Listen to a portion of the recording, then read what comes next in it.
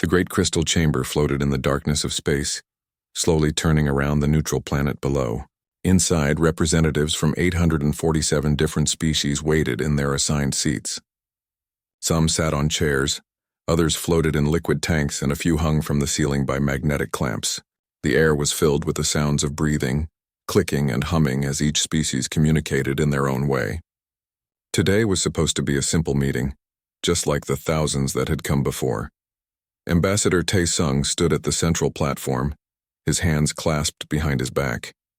He was a tall man with gray hair at his temples and calm eyes that showed no emotion.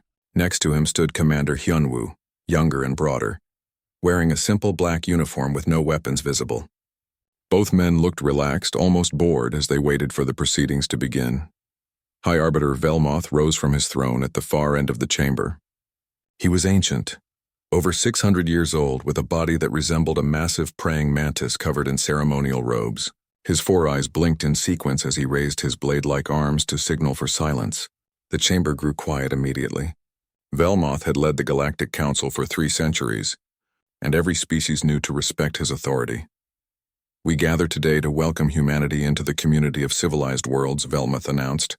His voice translated instantly into 800 different languages through the neural implants every delegate wore. "As is tradition, we present the terms of membership to the newest species to achieve faster-than-light travel." Chancellor Kix, a bird-like creature with brilliant blue feathers and 3 sets of wings, flew down from his perch carrying a data tablet. He landed gracefully next to Tae-sung and held out the device. "These are the standard requirements," Kix said, his beak clicking nervously. "All species must comply to ensure galactic peace and prosperity." Tae-sung took the tablet and read through it slowly. The chamber remained silent. Minutes passed. Some delegates shifted in their seats, unused to waiting for a response. Usually, new species were eager to accept, overwhelmed by the honor of joining the council. A few had argued or tried to negotiate better terms. 1 or 2 had foolishly declared war and been crushed within weeks. Finally, Tae-sung looked up from the tablet. He handed it back to Kix with a polite nod. "Thank you for this opportunity," he said clearly. "After careful consideration, humanity must decline your offer." The silence that followed was absolute. Not a single creature in the chamber made a sound. Even the automatic environmental system seemed to pause. Chancellor Kix stood frozen with the tablet in his wing hands, his head tilted in confusion. Velmoth leaned forward on his throne. "Perhaps you misunderstand," he said slowly. "This is not an offer you can refuse. These are the terms by which all civilized species coexist. You must either accept, propose modifications, or face consequences." "We understand perfectly," Tae-sung replied. His voice was neither aggressive nor apologetic. He simply stated facts. Humanity chooses none of those options. We decline to participate in this system. Director Felkus, the Council's intelligence chief, stood up from his seat. His reptilian body coiled and uncoiled with agitation. "This is unprecedented," he hissed. "What are your counterterms? What do you demand?" "Nothing," Hyunwoo said, speaking for the first time. His voice was deeper than Tae-sung's, but equally calm. "We demand nothing from the Council. We simply wish to be left alone." "Left alone?" Senator Throck roared from his seat high above. The massive warrior species representative slammed his fists together, creating a thunderous boom. "No species is left alone. That is not how the galaxy works. You will comply or you will be destroyed." Tae-sung began packing his belongings into a small bag. He moved slowly and deliberately, placing his personal tablet, a few data chips, and a photograph of Earth into the case. "We do not wish to be destroyed," he said conversationally, as if discussing the weather. "But we also do not wish to comply. Therefore, we will simply go home." Velmoth's 4 eyes widened in disbelief. "You cannot simply leave. The Council has protocols. There must be negotiation, discussion, compromise. That is how civilization functions." "That is how your civilization functions," Hyunwoo said. He too began gathering the few items the human delegation had brought. "It is not how ours functions. We tried living under systems that told us what we must do, how we must think, what we must believe. We dismantled those systems at great cost. We will not rebuild them now, even with different masters." The chamber erupted into chaos. Delegates shouted in hundreds of languages, the translation system struggling to keep up. Some demanded military action. Others called for economic sanctions. A few simply expressed confusion, unable to process what was happening. Counselor Brenta, a thoughtful aquatic species representative, rose from her water tank. "Please help us understand," she said, her voice carrying a tone of genuine curiosity rather than anger. "The Council offers protection, trade, technology sharing, cultural exchange. Why would any species refuse these benefits?" Taesung closed his bag and looked directly at Brenta. For the first time, a small smile crossed his face. "Because those benefits come with chains," he said simply. "You offer us a gilded cage and call it freedom. You promise safety in exchange for surrender. Humanity learned long ago that some prices are too high no matter what is being purchased." He turned and began walking toward the exit. Hyunwoo fell into step beside him. The two humans moved through the chamber as 847 species watched in stunned silence. Guards near the doors looked to Velmoth for instructions, but the ancient arbiter simply waved them aside, too shocked to give orders. As the doors began to close behind the departing humans, Taesung paused and looked back one final time. "We wish the Council no ill will," he said. "We simply wish to chart our own course. We hope you will respect that decision." The doors sealed shut with a soft hiss. The two humans were gone. For a long moment nobody moved. Then Velmoth slowly sank back onto his throne, his blade arms trembling slightly. In 600 years of leadership, through countless wars, political crises, and diplomatic incidents, he had never experienced anything like this. Every species in galactic history had responded to the Council with acceptance, negotiation, or aggression. Humanity had responded with indifference, and somehow, it terrified him more than any threat of war ever could. Director Felkus had not slept in 3 days. His office deep within the Council intelligence complex was filled with holographic displays showing human activity across dozens of star systems. He watched the feeds with growing frustration, his forked tongue flicking out nervously every few minutes. Nothing made sense. Absolutely nothing. "Show me the military buildup again," he commanded the computer system. "There is no military buildup to display," the artificial voice responded. "Human defensive forces remain at pre-contact levels. No new warships detected. No troop movements observed. Fleet deployments unchanged." Felkus slammed his scaled fist on the desk. "They must be hiding something. Increase surveillance on their shipyards, their research stations, their communications networks. They rejected the Council. They must be preparing for war." His assistant, a young intelligence officer from a species known for their analytical minds, tentatively approached with another report. "Director, perhaps they are simply doing what they said. Perhaps they just want to be left alone." "Impossible," Felkus snapped.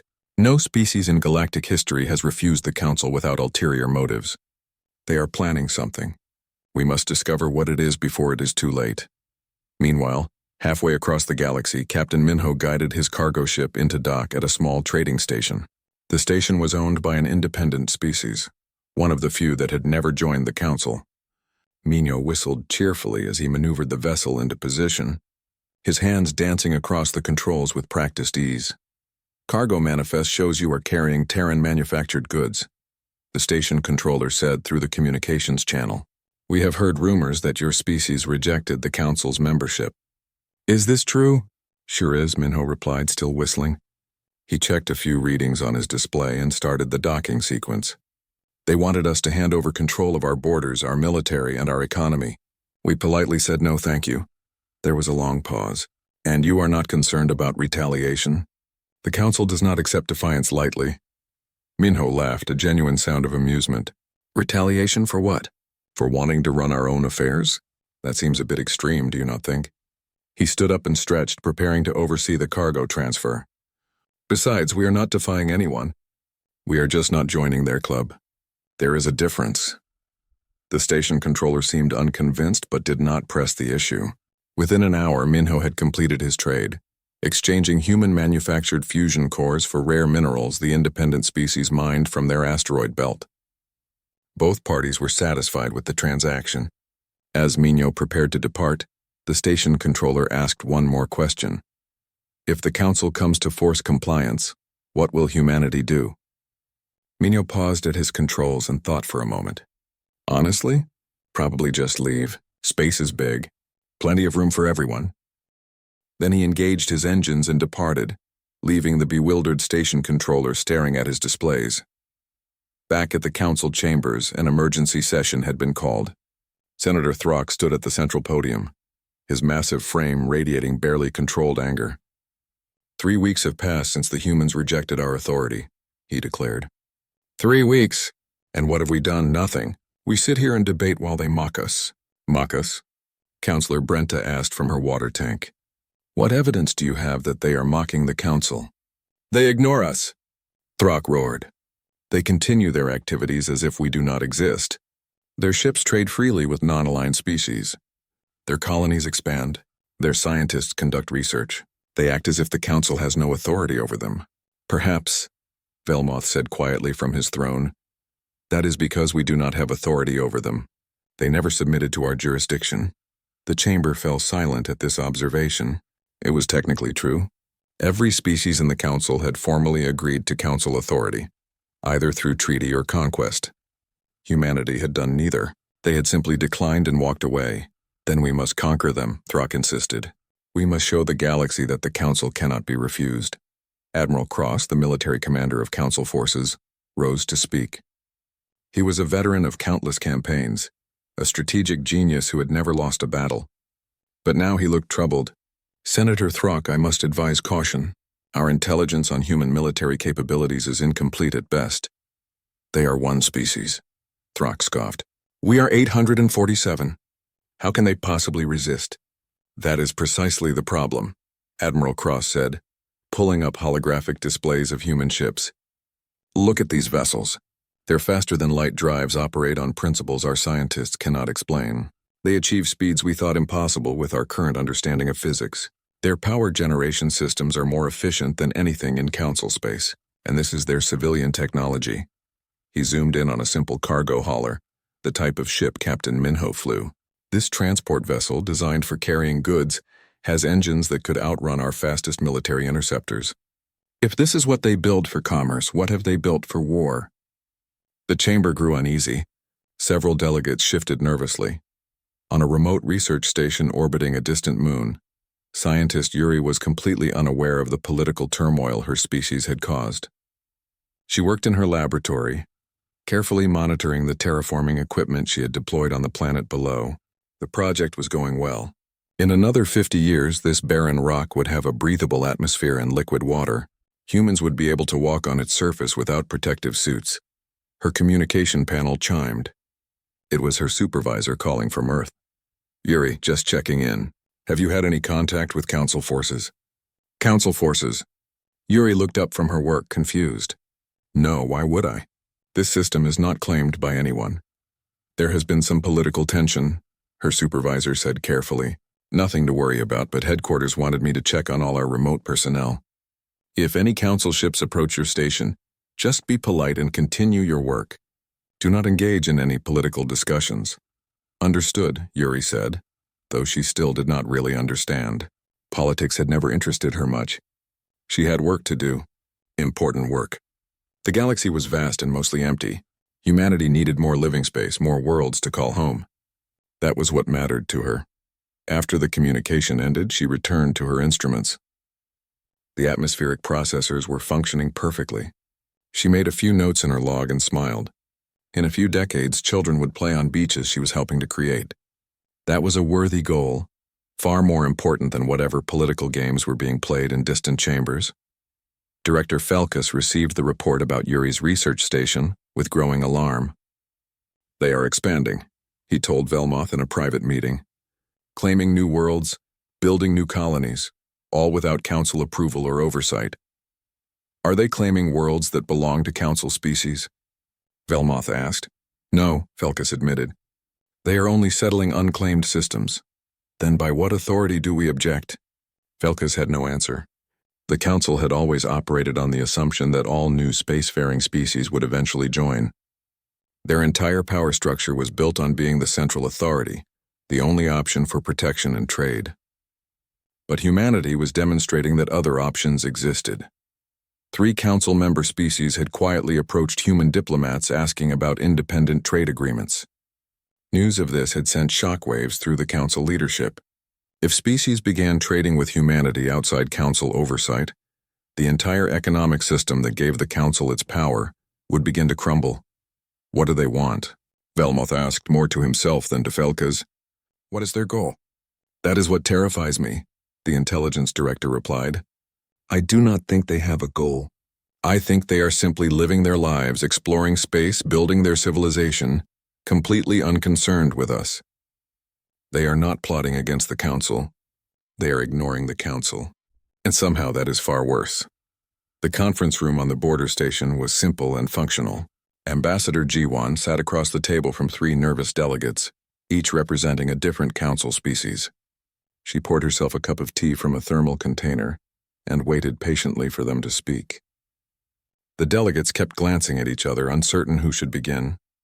Finally, the eldest of the 3, a gray-furred mammalian creature named Court, cleared his throat. Ambassador, we come to you with a delicate proposition. Our species have been members of the Council for over 2,000 years, but recent events have caused us to question this arrangement. Go on, Jiwan said, taking a sip of her tea. The Council operates on a system of mandatory participation, Court continued. All members must follow Council law, pay Council taxes, and contribute to Council military forces. In exchange, we receive protection and access to trade networks. But the protection is from threats the Council itself often creates, another delegate added, a crystalline being whose body chimed softly when she moved. And the trade networks favor the oldest, most powerful members. Species like ours provide resources and receive very little in return. We have watched how humanity operates, Court said. You trade fairly.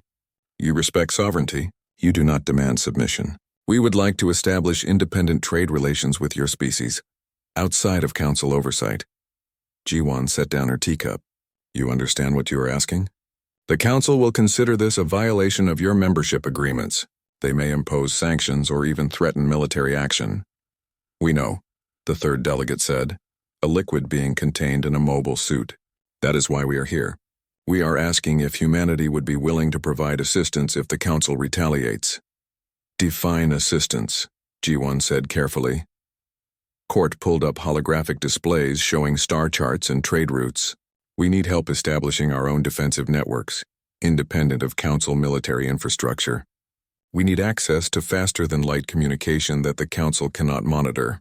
We need trade partners who will not abandon us when the Council threatens them. Jiwan studied the displays for a long moment. Humanity has no interest in starting a war with the Council, she said slowly. But we also believe that every species has the right to determine its own future. If you choose independence, we will respect that choice and offer friendship. We can provide defensive technology, communication systems, and guaranteed trade agreements.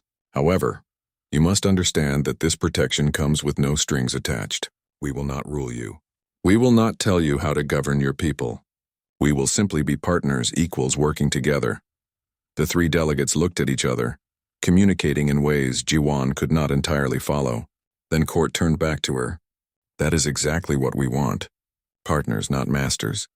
Within a week, 3 species formally announced their withdrawal from the Galactic Council. The news hit the Council chambers like a bomb. Velmoth immediately called an emergency session.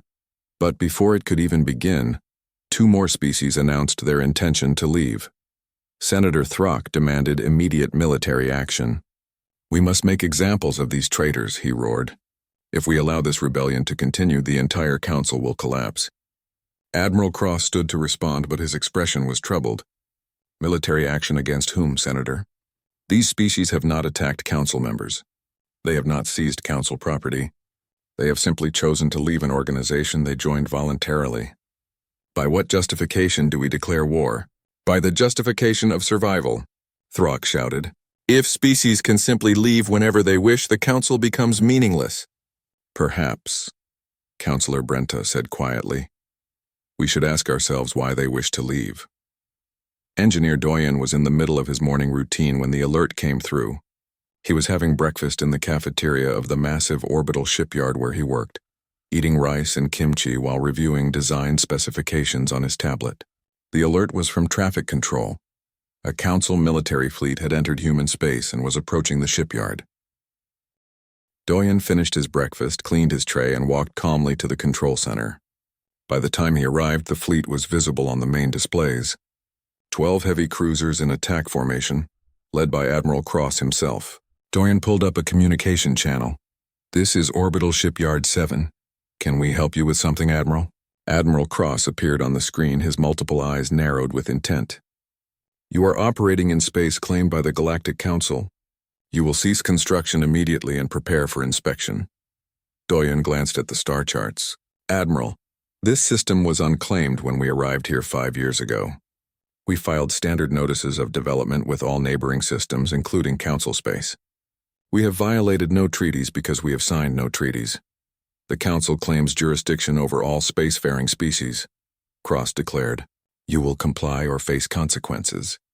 Or, Doyen said pleasantly, "We could simply move. Give us about 6 hours to finish securing our current construction projects, and we will relocate to a different system. There are millions of stars out here, Admiral. No need for conflict." Cross leaned forward. "You think you can simply run? My fleet will follow." "Your fleet," Doyen said, pulling up technical specifications on his screen, "has a maximum sustained speed of 0.7 light-years per day. Our slowest cargo hauler can manage 2.3. Our dedicated transport ships can hit 5. You are welcome to follow us, Admiral, but you will never catch up." The Admiral's expression shifted from confidence to uncertainty. He studied his own displays, running calculations. His tactical officer whispered something urgent in his ear. Finally, Cross looked back at the screen. "You are bluffing." "Test it if you wish," Doyen said with a shrug. "But I have work to do, Admiral, and you are wasting my time. Are we going to have a problem here?" For a long moment, nothing happened. The Council fleet held position. The human shipyard continued its operations, workers moving about their tasks unconcerned by the military presence. Finally, Admiral Cross made his decision. "Fleet, withdraw to previous position. Maintain observation distance." As the Council ships pulled back, Doyen returned to his work. On his tablet, he made a note to file a formal complaint about the interruption with human diplomatic services. It was rude to show up unannounced and make threats. His mother had raised him to have better manners than that. In the Council chambers, the emergency session had become a disaster. 5 more species had announced their intention to withdraw. The economic implications were catastrophic. The Council's power had always rested on its control of trade routes and its monopoly on certain technologies. But humanity was offering the same technologies with no requirements for political submission. Director Felkus presented his latest intelligence report with shaking hands. The breakaway species have formed what they are calling the Independent Alliance. Humanity has provided them with faster-than-light communication networks that we cannot intercept. They are establishing their own trade routes, their own defensive agreements, their own economic systems, all without Council involvement. "And the humans?" Belmoth asked wearily. He had aged visibly in the past months, his movement slower, his voice less commanding. "The humans continue as before. They explore. They build. They trade. They have made no aggressive moves toward Council space. Several of their diplomats have even expressed regret that relations have become strained, but they refuse to change their position. They will not submit to Council authority." Senator Throck stood once again, but his voice had lost some of its earlier confidence. "We must attack. It is the only option remaining. If we destroy the human homeworld, the other species will learn the price of defiance." "And if we cannot destroy it?" Velmoth asked quietly. "What if our fleet arrives at Earth and discovers defenses we cannot overcome? What if we lose?" The chamber fell silent. No one had considered this possibility. The Council had never lost a war. But then again, the Council had never faced an enemy that could simply outrun their fastest ships. Councillor Brenta rose from her tank. "Perhaps it is time we considered a different approach. Perhaps instead of viewing humanity as a threat, we should ask ourselves why so many species prefer their model to ours." "Heresy," Throck muttered, but his heart was no longer in it. Ambassador Jiwon received a private communication request later that day. It was from Velmoth himself, using a secure channel that bypassed all Council monitoring. She accepted the call, curious. "Ambassador," the old arbiter said, and for the first time she heard exhaustion in his voice. "I wish to speak with you, not as High Arbiter to human representative, but as one thinking being to another. Will you grant me this courtesy?" Jiwon considered for a moment, then nodded. "I will listen, Velmoth. What do you wish to discuss?" Captain Sora brought her exploration vessel to a stop at the designated coordinates. The meeting location was in deep space, far from any star system or inhabited world. It was neutral territory, empty and safe. She checked her sensors one more time, confirming that only 2 ships were present. Hers and the small shuttle that High Arbiter Velmoth had arrived in, alone. "This is either very brave or very foolish of him," her first officer commented from the navigation station. "Probably both," Sora replied. She stood and smoothed her uniform. "I will meet with him in the observation deck. Monitor communications, but do not interfere unless I signal for help." She found Velmoth standing before the large window, staring out at the stars. In the dim light of the observation deck, he looked older than his 600 years, his once proud posture now slightly bent. He turned as she entered and made a gesture of respect from his species. "Thank you for agreeing to this meeting, Captain Sora," he said. "I know you had no obligation to do so. You came alone and unarmed to meet with me," Sora replied. "That deserves respect regardless of our political differences." They stood in silence for a moment, both looking out at the endless darkness punctuated by distant stars. Finally, Velmoth spoke. "I do not understand your species," he said simply. "I have led the Council for 3 centuries. I have negotiated with hundreds of species, resolved thousands of conflicts, prevented countless wars. I thought I understood how civilizations worked, what they wanted, what they feared. But humanity confounds me completely." Sora said nothing, waiting for him to continue. "You have the power to challenge us," Velmoth went on. "Your technology surpasses ours in critical areas. Your ships are faster, your energy systems more efficient. You could demand concessions, negotiate favorable terms, even threaten war to get what you want. But you do none of these things. You simply say no and walk away. Why?" "Because we have been where you are," Sora said quietly. She moved to stand beside him at the window. "Not you personally, but the Council as an institution. We have lived under systems that demanded compliance, that told us we had no choice but to obey. We know what it is like to be told that resistance is futile, that we must accept the rules others have made for us." "The Council brings order to chaos," Velmoth protested. "Without central authority, there would be constant war, economic collapse, technological stagnation. Would there?"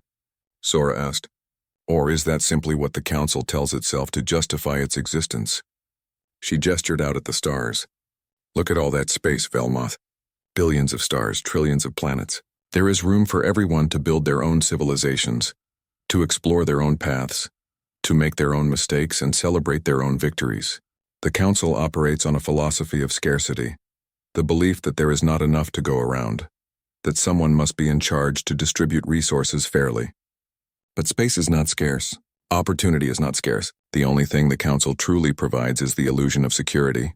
But species need protection," Velmoth argued. "Without the Council, the strong would prey upon the weak." "Some would try," Sora agreed. "But others would help, not because they were forced to, but because it was the right thing to do. The Council has created a galaxy where cooperation is mandatory. Humanity prefers a galaxy where cooperation is voluntary." Velmoth turned to face her fully. "You realize that your philosophy threatens everything the Council has built over 10,000 years?" "No," Sora said firmly. "The Council threatens itself. You built a system where species have no choice but to join or be conquered. Eventually, someone was going to realize that there was a third option, to simply refuse to participate. Humanity is not special for making that choice. We are simply the first." Back on Earth, Professor Junho was giving a lecture to a room full of students. His specialty was xenoanthropology, the study of how different species developed their cultures and social structures. Today's topic was the Galactic Council. The Council formed 10,000 years ago after a series of devastating wars, he explained, moving holographic images across the display. The founding species decided that the only way to prevent future conflicts was to create a central authority that all spacefaring civilizations would be required to join. This was not an unreasonable conclusion given their historical context. A student raised her hand. "Professor, why did we reject their membership offer? It seems like it would have been easier to join and change the system from within." Junho smiled. "That assumes the system can be changed from within. But the Council's structure makes that nearly impossible. The oldest, most powerful species control the majority of votes. They write the laws and enforce them. A new member joining would have almost no voice in how things operated. We would be required to follow rules we had no part in creating. But is our way better?" another student asked. "Better is subjective," Junho replied. But it is our way. That is what matters. Humanity's history is filled with examples of systems that demanded obedience for the supposed greater good. We have lived under monarchies, dictatorships, and authoritarian governments of every variety. Each time we were told that we had no choice, that the alternative was chaos. And each time we eventually decided that we would rather face uncertainty as free beings than accept security as subjects. He pulled up an image of the council chambers. The council is not evil. It is not cruel. It genuinely believes it is doing what is best for the galaxy. But it has forgotten that different species may have different definitions of what best means. It has become so accustomed to obedience that it cannot comprehend principled refusal. Meanwhile, in a hidden military complex deep within Council space, War Master Drakten was preparing his fleet for launch. He had acted without formal authorization, gathering ships loyal to him personally rather than to the Council as a whole. 300 vessels ranging from destroyers to dreadnoughts, all prepared for a single mission: travel to Earth and destroy the human homeworld. "They have made fools of us long enough," Drakten declared to his assembled captains. "While the Council debates and hesitates, I will act. We will show the galaxy what happens to species that defy the natural order." His tactical officer approached nervously. "War Master, intelligence reports suggest that Earth's defensive capabilities may be more extensive than we anticipated." "I do not care if they have 1,000 defense platforms," Drakten snapped. "We have 300 ships in the righteous fury of the Council behind us. We launch in 1 hour. Make final preparations." As his fleet began to mobilize, automated monitoring systems tracked their movements. This information was collected, processed, and analyzed by Council intelligence. It was also quietly copied and transmitted to dozens of other locations throughout the galaxy. In her office on a human diplomatic station, Ambassador Jiwan received the intelligence report about Drakten's fleet. She read it carefully, made a few notes, and then opened a wideband communication channel that would broadcast to every system within 100 light-years.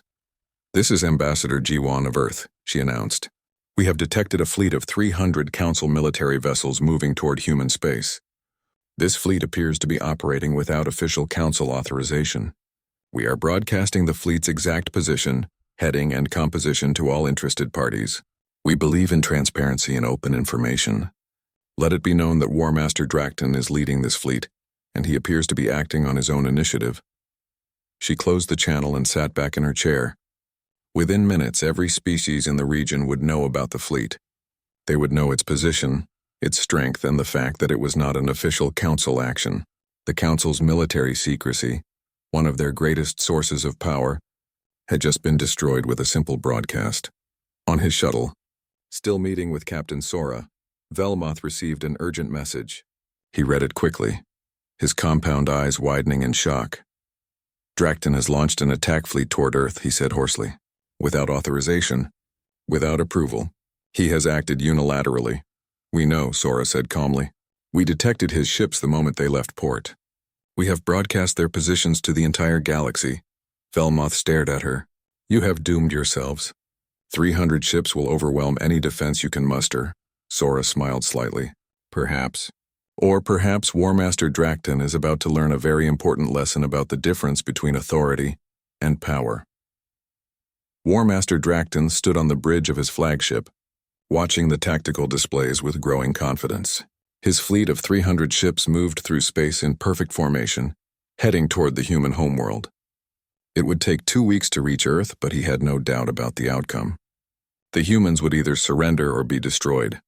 "War Master," his communications officer called out, "we are receiving messages from multiple sources. Various species are broadcasting questions about our mission. They are asking if this is an official Council action." "Ignore them," Drakten ordered. "Maintain communication silence and continue on course," but the messages kept coming. Within hours, it became clear that the entire galaxy knew about his fleet. The humans had broadcast his position, his ship count, even his personal command codes. There were no secrets anymore. Then the defections began. The first ship to break formation was a destroyer from a species that had joined the Council only a century ago. Its captain sent a brief message stating that he had not agreed to an unauthorized war and was returning to Council space. Then another ship left, then 5 more. Within a day, Drakten's fleet had shrunk from 300 ships to 240. Cowards. Drakton roared. All of them! We will continue with the forces we have. It is still more than enough. But more ships kept leaving. Captains from various species sent messages explaining that they had signed up to serve the Council, not to follow a rogue war master on an illegal attack. Some cited their species' growing doubts about Council policies. Others simply said they refused to attack a civilization that had not harmed them. By the end of the first week, Drakton's fleet numbered fewer than 100 ships. By the beginning of the second week, it was down to 30. The War Master sat alone in his command chair, staring at displays showing his dissolving force with disbelief. They have made cowards of us all, he whispered. The humans and their philosophy of weakness. His tactical officer approached carefully. War Master, perhaps we should reconsider this mission. We no longer have sufficient forces to guarantee success. Drakton turned to glare at him with multiple eyes blazing with fury. We will continue. Even if I must attack Earth with this single ship, I will show them that the Council cannot be defied. But when his flagship emerged from faster-than-light travel at the edge of Earth's solar system, he finally understood the true scope of his miscalculation. Waiting for him was not a desperate defense force scrambling to protect their homeworld. Instead, he found his remaining 29 ships surrounded by vessels from 60 different species. Some were Council members who had broken away. Others were independent civilizations that had never joined. A few were completely unknown species that humanity had made contact with in their explorations. Captain Minjay commanded the human patrol force coordinating the defensive position. He opened a communication channel to Drakton's flagship. War Master, you are outnumbered and outgunned. We have no desire to destroy your ships or kill your crews. Please turn around and return to Council space. This does not have to end in violence. Drakton stared at the displays in shock. How had the humans assembled such a force? How had so many species come to their defense? They came because we asked them to, Minjay said as if reading his thoughts. We sent messages explaining the situation. We told them that a rogue Council force was planning an illegal attack. We asked if anyone wished to stand with us. 60 species answered that call, not because we forced them, War Master, because they chose to. For a long moment, Drakton considered fighting anyway, but his tactical systems were clear. He would last perhaps 10 minutes against the assembled fleet. His ships were not just outnumbered, they were obsolete compared to the technology arrayed against him. We withdraw, he finally said, the words tasting like ash in his mouth. But this is not over. The Council will return. The Council is already over, Minjay replied quietly. You just have not realized it yet. In the Council chambers, the atmosphere was one of barely controlled chaos. The news of Drakton's defeat had spread quickly. More importantly, the news of how many species had answered humanity's call had shaken the Council to its core. 18 more species announced their formal withdrawal from the Council that day. 23 more declared that they would remain members, but would no longer contribute to Council military forces or follow Council economic mandates. The entire power structure was crumbling in real time. Director Yunji stood at the central podium, having been invited to address the Council for the first time. She was humanity's new diplomatic corps leader, a calm woman with steel in her eyes and diplomacy in her voice. Members of the Council, she began, I come before you not as a conqueror but as a fellow traveler through this galaxy. Humanity did not seek to destroy your institution. We simply chose not to join it. What has happened since then is not our doing but the natural consequence of a system that relied on forced compliance rather than voluntary cooperation. Senator Throck, diminished but still defiant, rose to speak. You speak of cooperation, but you have stolen our members. You have poisoned the galaxy against us. We have stolen nothing, Yunji replied firmly. We have offered an alternative. Species that left the Council did so by their own choice. They were not coerced, not threatened, not conquered. They simply realized that they had options they did not know existed. She pulled up holographic displays showing the new independent alliance that had formed. 63 species now participate in this voluntary association. We share technology, engage in trade, provide mutual defense, and respect each other's sovereignty. There are no mandatory contributions, no compulsory laws, no requirements for cultural assimilation. Each species maintains complete autonomy while benefiting from cooperation with others. Counselor Brenta rose from her water tank. And what of protection? The Council exists because space is dangerous. Pirates, hostile species, cosmic threats. How will your alliance handle these challenges without central authority? The same way humanity has always handled challenges, Yunji said. Together, but not because we must. Because we choose to. When one alliance member faces a threat, others will help, not because a law requires it, but because it is right. That is a much stronger foundation than forced obligation. Velmoth rose from his throne for what would be the last time. The Council has maintained galactic order for 10,000 years. What you propose is anarchy. No, Yunji corrected gently. What we propose is freedom. There is a difference. Anarchy is chaos without structure. What we are building is structure without coercion. It is not easy. It requires trust, communication, and genuine mutual respect. But it is possible. We know because humanity has lived it. She paused, then continued in a softer tone. High Arbiter, I understand your fear. You have dedicated your life to an institution you believed served the greater good. But systems can outlive their usefulness. The galaxy has changed. Species are more mature, more capable of self-governance than they were 10,000 years ago. The Council served its purpose, but that purpose has ended. In his private chambers later that evening, Velmoth sat alone in the darkness. His assistant entered quietly, carrying a datapad. Arbiter, there's a personal message for you from Ambassador Yunji. Velmoth took the pad and read the short message. If you wish to leave Council space, humanity would be honored to grant you asylum. You are not our enemy, Velmoth. You never were. You simply represented a system whose time had passed. There is no shame in that. Come and see what we are building. You might find it interesting. The old Arbiter sat for hours considering the offer. Everything he had worked for was collapsing. The Council would survive in some diminished form, but its dominance was over.